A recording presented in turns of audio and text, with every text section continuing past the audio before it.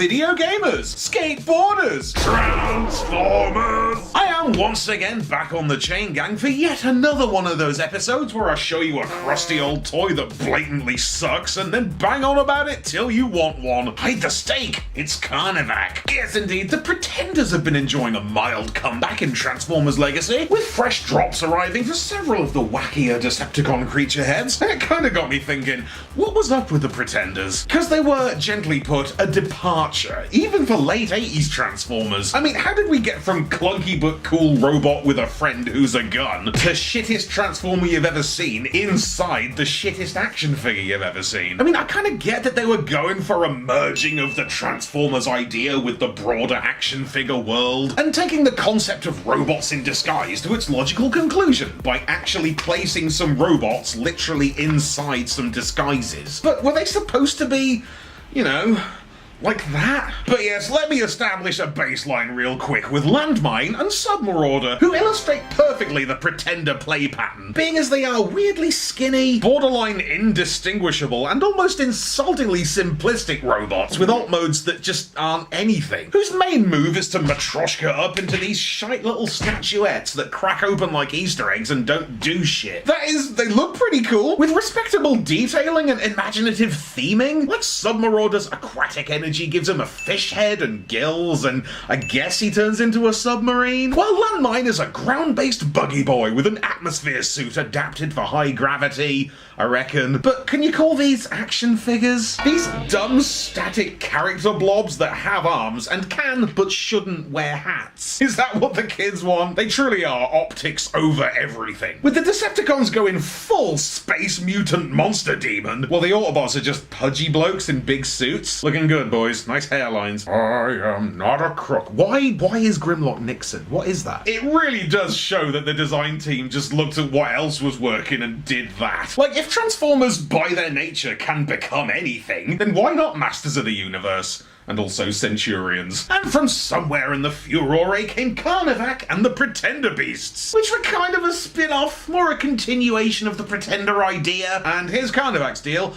He's a wolf. He looks like a wolf, he dresses as a wolf, his personality and powers are just wolf. None of your theming here, Submarauder. His job is just wolf. And at first impressions, he's kind of nailing it. Like, check him out in his primary shelled-up attack mode as a lavishly lupine laser wolf, leaping into the mix to maul up a storm and marry your daughter. This kicks ass, man. It's a huge, snarling beastie with a sharp grey coat and freaky maroon pupilless eyes. It's wearing like a combat vest and carrying a huge purple motor on its back, with cool turquoise armor and a big waggly tail. Details decent, the fur texture's fire. Are you kidding me? Carnivac rules. But again, optics over everything. And it's not going to be long before you realize that Carnivac doesn't do anything. Like, anything. This is probably the least functional of any Pretender. We know the vehicles and the megas were flawed, but they at least had some functionality on the go. Even the originals had arms and outfits. Carnivac borders on ornament status. Legs are set solid, the jaw doesn't budge. Even the tail, which is very visibly separately molded and assembled on, doesn't even wag. That's not a joint.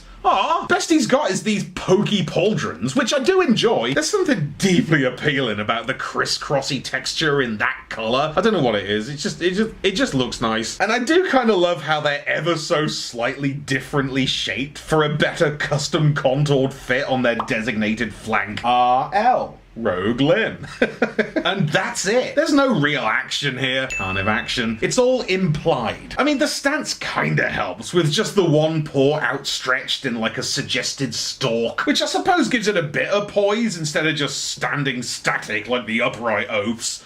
Oh, sorry, Lamon, I'm giving you such a hard time today. It is still quite Masters of the Universe. It's very Battle Cat vibes. And I don't mind it. It just makes me think, would it have been better flocked, like Panther? Or would it have just accumulated 30 years of Ming? Is it Panther, the purple guy? Skeletor's cat. What's his name?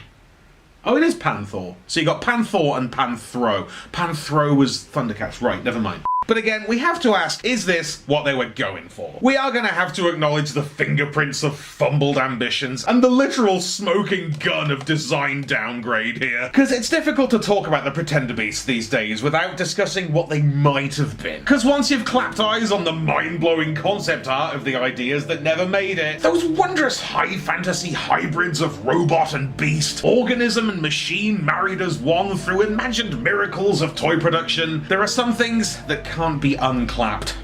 Ask your mum. In particular, this peculiar motor hump thing bears all the telltale signs of something compromised. It seems like this was intended to be a part of the inner robot integrated into the disguise, because none of this is part of the actual inner robot. Like, you get that, right? But it seems like this part was intended to be that, like a visible bit of actual robot, but showing through the disguise to give it some transformery authenticity, which maybe they couldn't quite pull it off, so they just included it as a detail on the outer.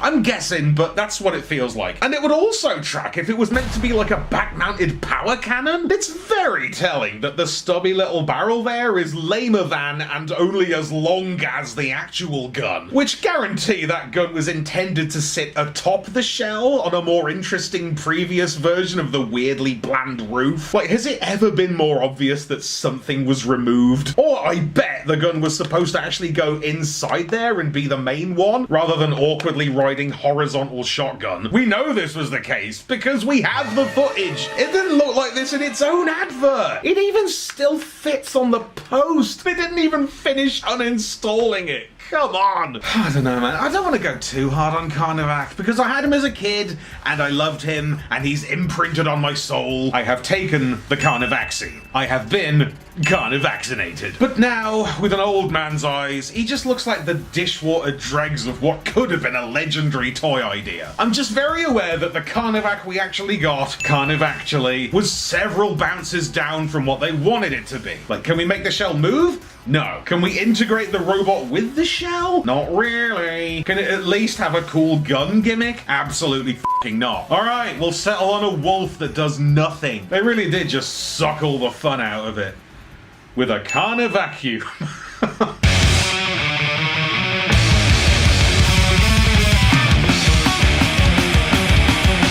So the reveal moment, or Carnivacuation, is precisely as clunky as it looks. You just bisect it lengthways, and there he is, curled up like a feral fetus in a cursed Kinder egg. And the inner robot is inexcusable. It's gotta be among the clumsiest and ugliest robot forms ever. Like, I get that the Diaclone days were a fuzzy memory by this point, but woof! It's so cluttered and careless. The head's lost within the cavern of the wolf jaw. The rear dog legs jam him up right to his armpits. The front feeties prong off his chubby little shoulders into the skies above, while the actual robot legs culminate in a single lump and mono foot. And I do love the gun with a little hole and the zigzag back there, but even that looks comically massive on him. It's just a measly, trivial tertiary mode that comes a distant last place to the other crap that it does. Easily as naff as like Flame Feather or a latter-day Combiner Limb. This thing is Battle Charger bad. So what positives can we scrape from this gnarliness? Colors, I guess. Colors are good. Like, it's purple and turquoise.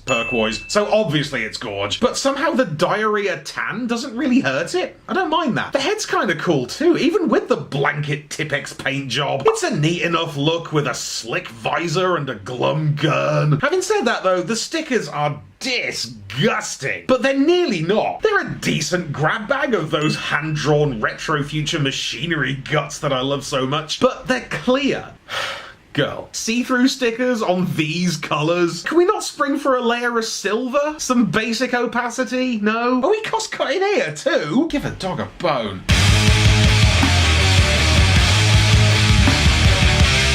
Transformation's very bog standard flip around. Very bread and butter late 80s TF moves, but it's fun to do and it honestly feels kind of cool. The plastic's got a nice smooth mechanical action, especially on the inward foreleg fold. That feels so good. The back legs whip and wind wildly. The jaw hinges wonderfully, if a bit distendedly. Is that a word? And gotta say, I do kind of love the beast mode. It's a woof.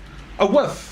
a wolf. This, for me, is where the Pretender Beasts actually improve on the Pretender idea, because the original ones are roughly all the same, and let's face it, roughly all shit. But this looks cool to me. This has got something. This is recognizably the thing that it is. It's finally good. Let's check it out. The robot wolf head looks sick. Love the implied ruffly neck floof and the matching absence of eyes. Like, the shell was all spooky albino pink and no pupils, and the mecha dog just has this stern, impersonal white visor. It feels like intentional continuity, and I'm counting it. Tail's hilarious there, all sweet and waggly, having finally achieved motion at last. And I appreciate that it's ridged at the sides for ease of handling, so it doesn't get stuck in that diarrhea diaper. And you can bonk the gun in the head mound or in the shoulder hands, which are weirdly still available. It's kind of cool, man. For a class of 88 gimmick-focused throwaway bot, this is mid. It's not good, and I don't know if it makes the whole toy worth it, but it's the best we got today. And that, really, is where we're at with the Pretender Beasts. They're the best we got from the available resources. Yes, we have the paper trail of grandiose ideas that never quite came to fruition, and yes, what we got was some of the shittest Transformers ever that seemed embarrassed to even be Transformers. But even so, it's difficult to call them a failure of design. There is something going on here. The vibe's right. If nothing else, the vibe is right. And like, if it's a failure, then why do I like it? Why have I always liked it? It was intended to appeal to 5-year-old kids. That's what I was, and it worked. They got me. They got me good, baby. I loved Carnivac. I thought the name was cool. I thought the wolf was rad. Like, who cares if it doesn't do anything? You just go, no, get ya. And it did feel nice to bridge the imagination gap between Transformers and the other toys kicking around a child's bedroom in 1988. Jabba the Hutt's gang, He-Man creatures, straight up dinosaurs. This was a transformery guy that could fit in with that monstrous, beastlier energy. Look, skin, teeth, animal stuff. Years before Beast Wars came along and I lost interest.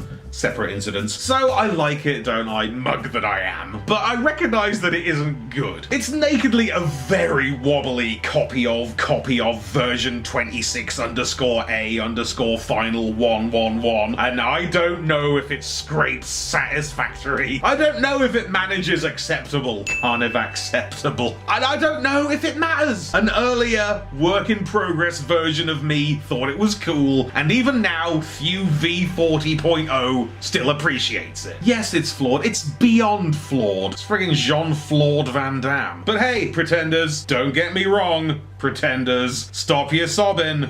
Pretenders, I'll stand by you. By the Pretenders. Tattooed Love Boys.